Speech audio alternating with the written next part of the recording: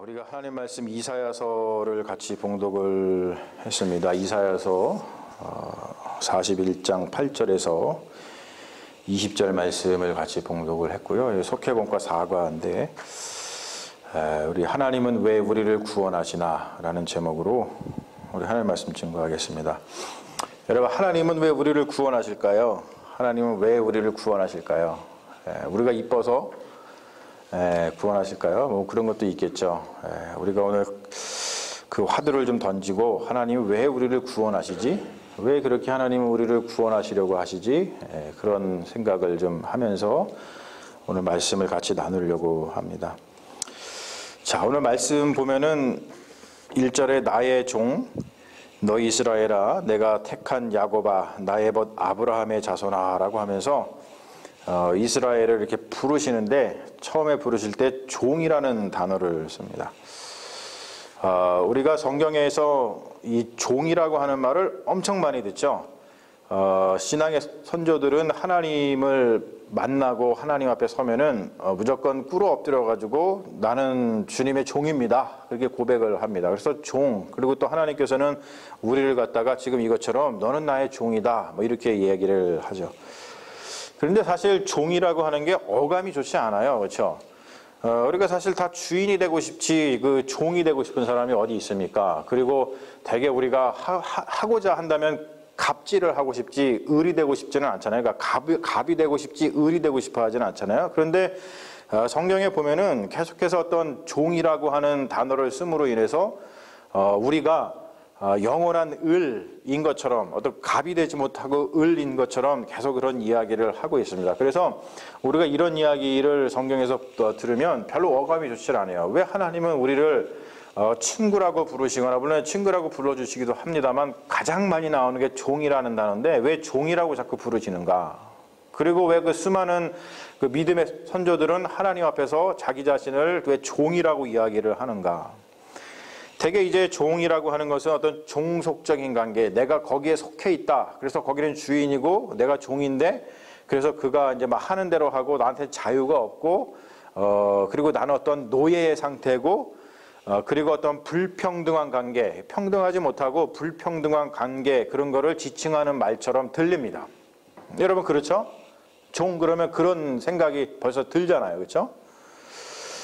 근데 과연 성경에서 말하는 그 종이라고 하는 개념이 우리가 그렇게 별로 어감이 좋지 않은 그러한 관계, 종속적인 관계, 불평등한 관계를 지칭하는 말일까?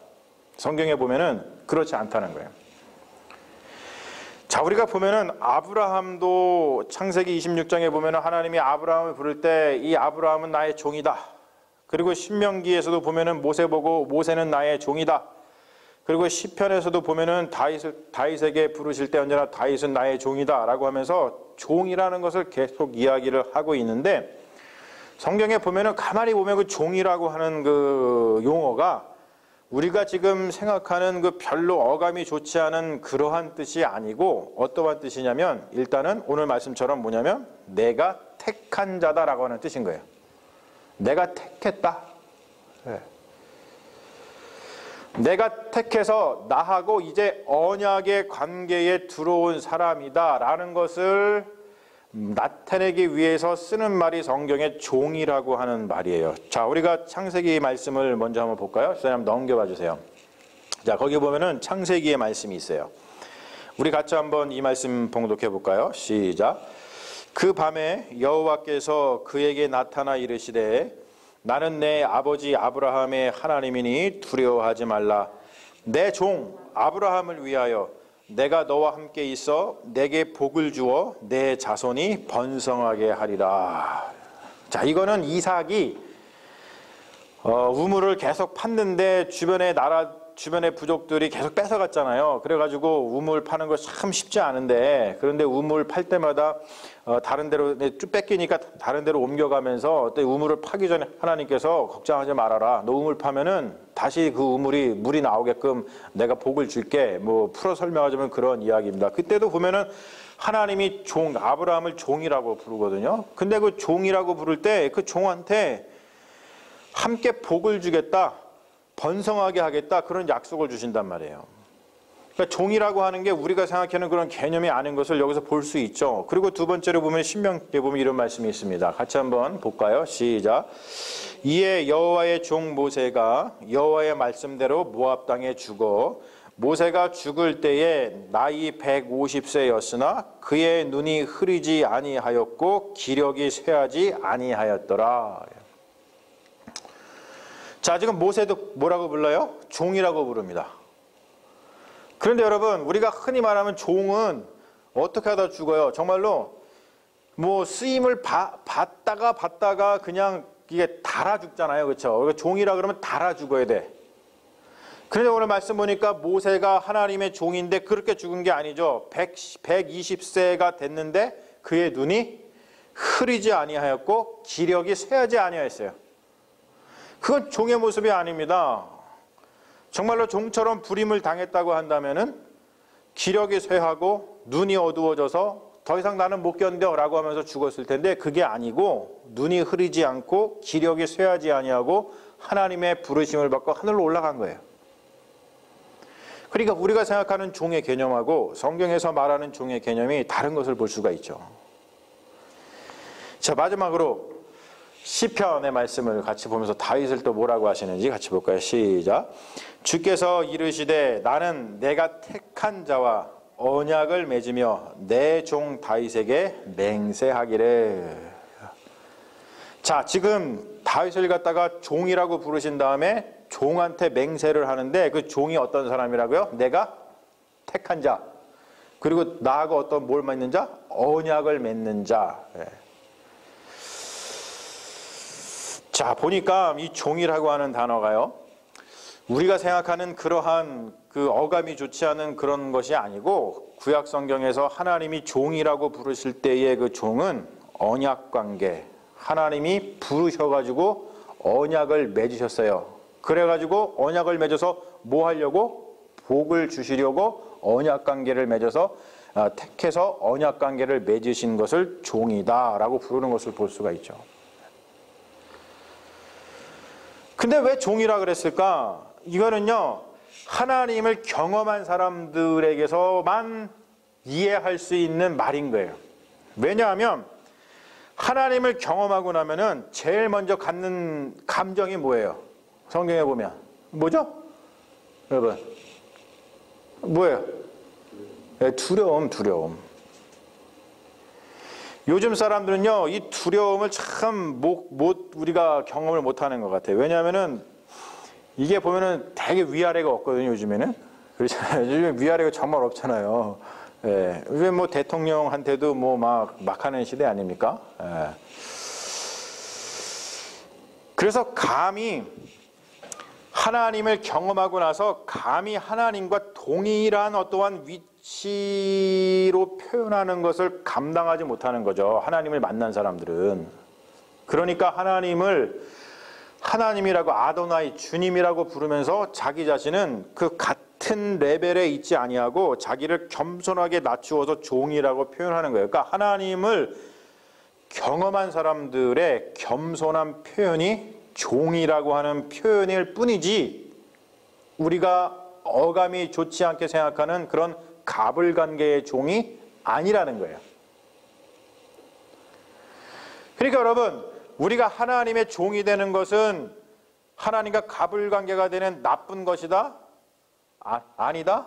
아니라는 거죠. 그렇죠? 그게 아니고 우리가 하나님의 종이 된다는 것은 너무나 영광스러운 겁니다. 왜? 하나님이 우리를 택하시고 그리고 우리와 언약관계를 맺으셔서 뭐 주시려고? 복 주시려고 우리를 종으로 부르셨다는 거예요. 여러분, 하나님의 종이 되시기를 주님의 이름으로 축원합니다. 여러분, 종이 되십시오.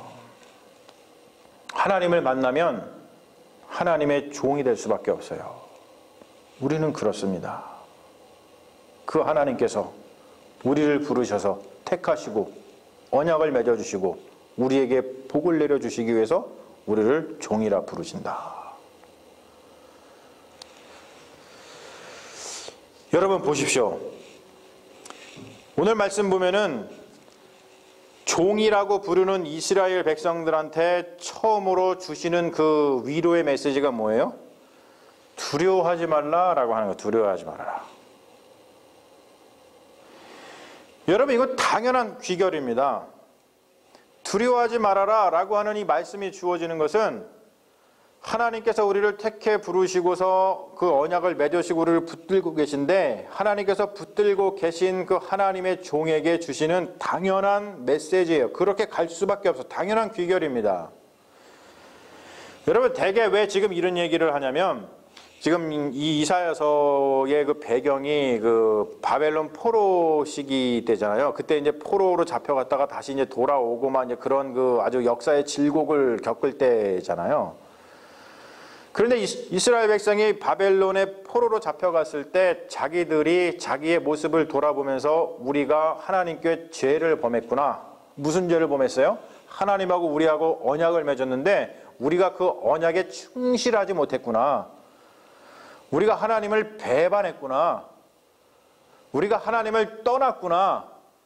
우리가 떠났기 때문에 하나님과의 그 언약 관계가 끝났구나. 그렇게 생각을 했다는 거예요. 근데 하나님께서는 오늘 말씀을 통해서 그렇게 생각하시는 이스라엘 백성의 그 생각을 바로잡아 주시는 것이죠. 내가 하나님을 떠나서 언약을 저버렸으니까 더 이상 하나님이 나에게 복을 주시지 않겠지. 그렇게 생각했다는 거예요. 그런데 여러분, 그거는 우리의 생각, 우리 생각. 여러분, 그 우리 생각. 우리가 뭔가 죄를 지어서 나 같은 사람이 죄를 지었는데 무슨 하나님이 나를 돌봐주시겠어. 그냥 벌을 받아도 싸지. 이렇게 생각하는 건 누구 생각? 우리 생각. 잘못된 생각. 사랑하는 여러분, 우리는 언약을 저버렸지만 하나님은 여전히 우리를 종이라고 부르셨어요. 그렇죠? 종이라고 부르신다는 건 뭐라고 했어요? 하나님이 우리를 택해 주셨다. 여전히 우리를 종이라고 부르시면서 우리에게 복 주시기를 원하신다는 거예요. 여러분, 그러므로 구원은 우리의 의로움에서 오는 것이 아니고 하나님의 신실함 속에서 오는 것입니다. 여러분, 이것은 계속해서 성경에서 우리에게 전해주고 있는 메시지 아닙니까? 여러분, 하나님의 신실하심을 믿는 것이 중요합니다.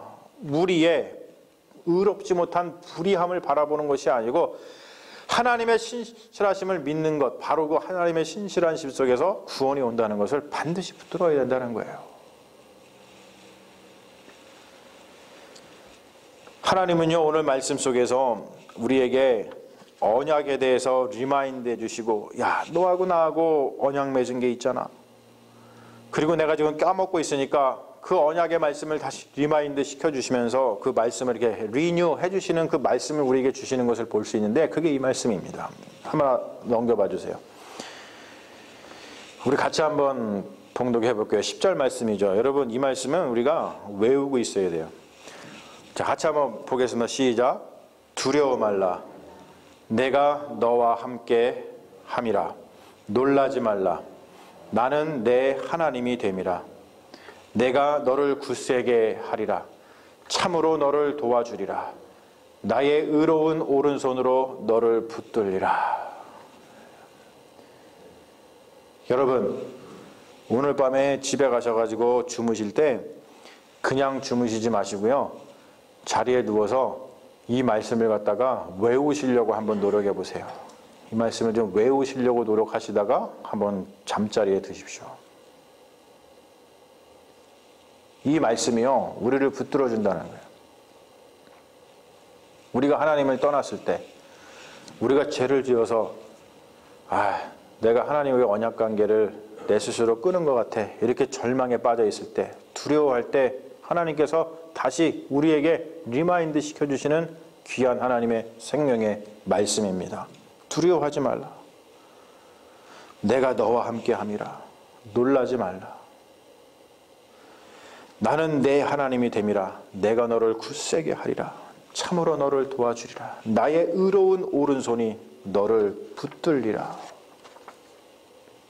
여러분, 오늘 밤에 꼭 이 말씀을 마음속에 품고 주무시기를 주님의 이름으로 축원합니다. 그렇다면 오늘 이 말씀을 통해서 어떻게 그러면 도와주시겠다는 것인가?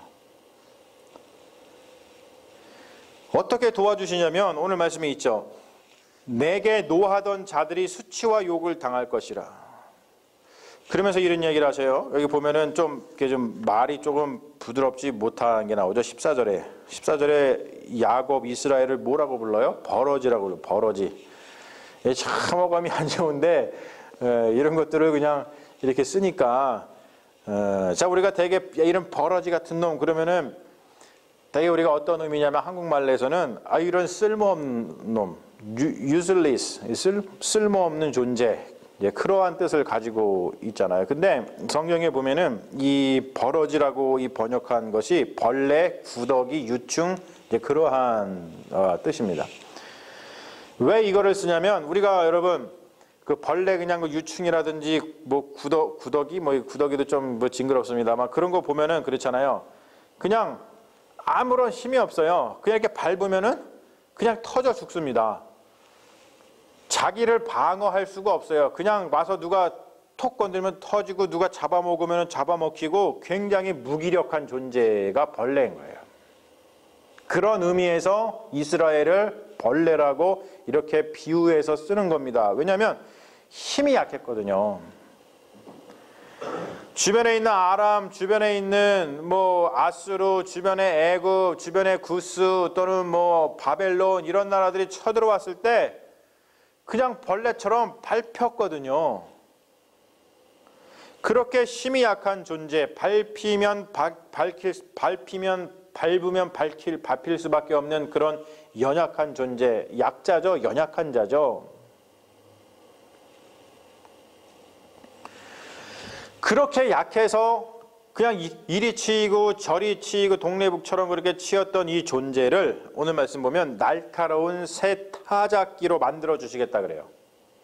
그래가지고 그 타작기가 산들 그리고 작은 산들을 부스러기로 만들고 결을 만들 것이다. 여기서 산들, 작은 산들은 어떤 거냐면 주변에 괴롭히던 강대국들, 아수르, 바벨론, 아람, 주변에 그런 에돔 수없이 괴롭혔던 그런 나라들을 이기게 될 것이다. 그러한 뜻입니다. 그들은 하나님의 심판을 받고 사라지지만 이스라엘은 하나님 안에서 영원할 것이다 라고 하는 그 말씀을 주십니다.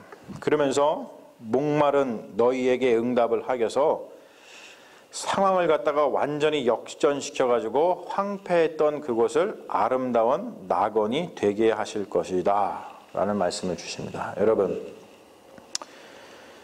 왜 이렇게 하시는가? 오늘 말씀 20절 보면 나와 있어요.